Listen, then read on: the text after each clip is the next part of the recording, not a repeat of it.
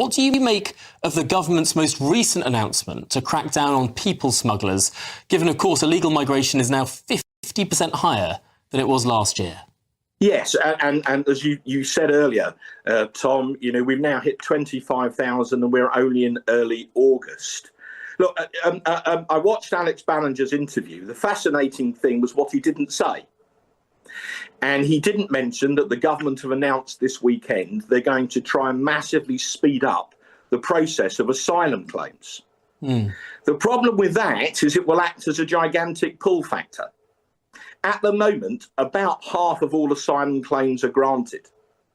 So if you let the word get round, all those camps in northern France, the British government are going to process asylum claims, quotes, within weeks, more and more people will attempt the journey if they think they've got a 50% chance of getting asylum if they can get across the channel, the busiest shipping lane in the world. So this is not thought through. They said they would smash the gangs. They palpably haven't. That this ridiculous scheme of 17 in, 1 out that was announced a few weeks ago is a total gimmick.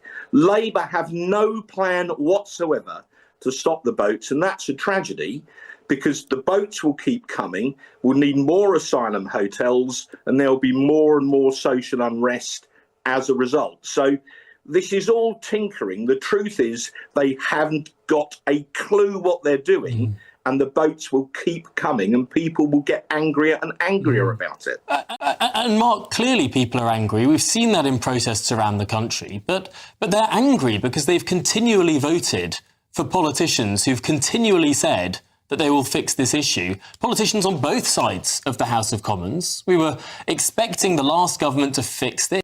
Rishi Sunak made it one of his top 5 priorities to fix it, and the problem kept getting worse. Yes, one year it went down, the numbers were cut by a third, but the next year they were back up again.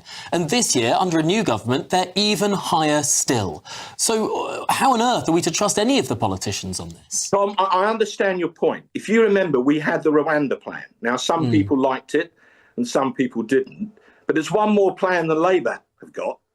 And it was beginning to work. How do we know that?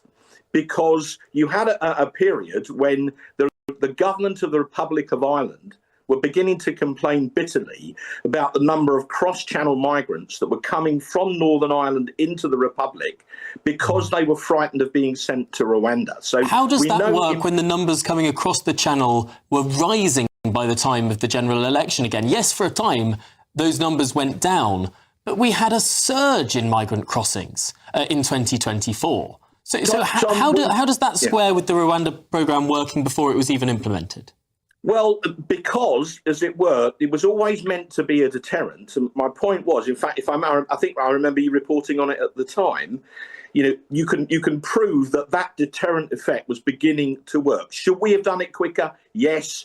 Should we have made further progress on it? Yes. And then there was an election and we ran out of time. And Labour junked it, I think, in a fit of pique, but without any replacement idea at all. That they had this nascent thing with Albania, where Starmer was humiliated by the Albanian Prime Minister in a press conference when he said they got a deal, and the Albanian Prime Minister contradicted him live on air. So my point is, we had a plan. It was beginning to work. Labour have no plan at all.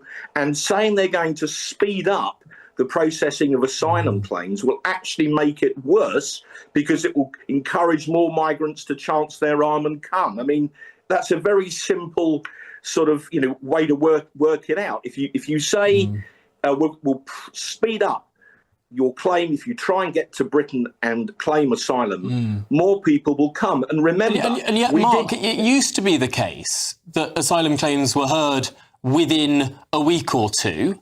And if they were heard within a week or two, someone would only stay in temporary accommodation for a week or two. If they were rejected, then they'd be kicked out of the country. If they were accepted, well, then they could go off and find work and earn for themselves. But because we have these 2-year waits in some cases for people to hear their asylum claim, isn't that a bad thing that these people are stuck, prevented from working and earning, but also at taxpayers' expense in a air-conditioned hotel over the summer months, not having to worry about their heating bill in the winter months, all on the taxpayer? I mean, isn't it a worse situation that these people are languishing for years in some cases before their case is heard? Well, as you know, Tom, some of those people remain in those hotels and some of them abscond.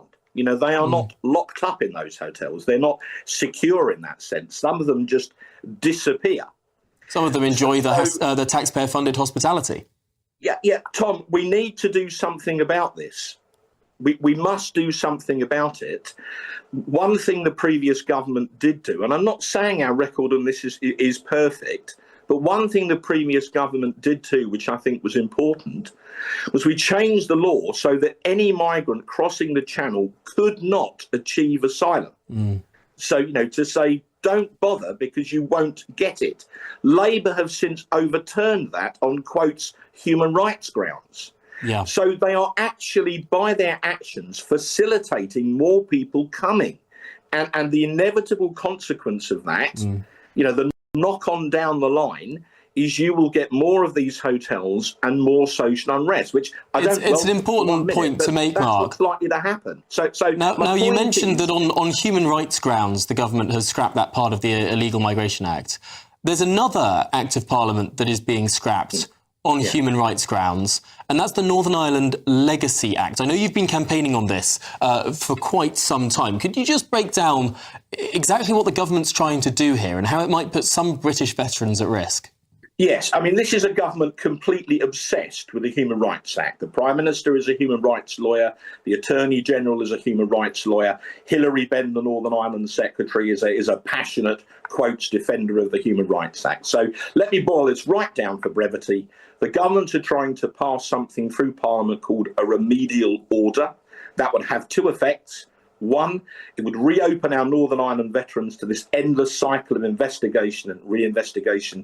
And at the same time, the same order would make it easier for Gerry Adams to sue the British taxpayer and hundreds of his so-called associates. So that's why the veterans came up with a petition. It's got nearly 188,000 signatures. This could all result, Tom, in a crunch vote in Parliament sometime in the autumn.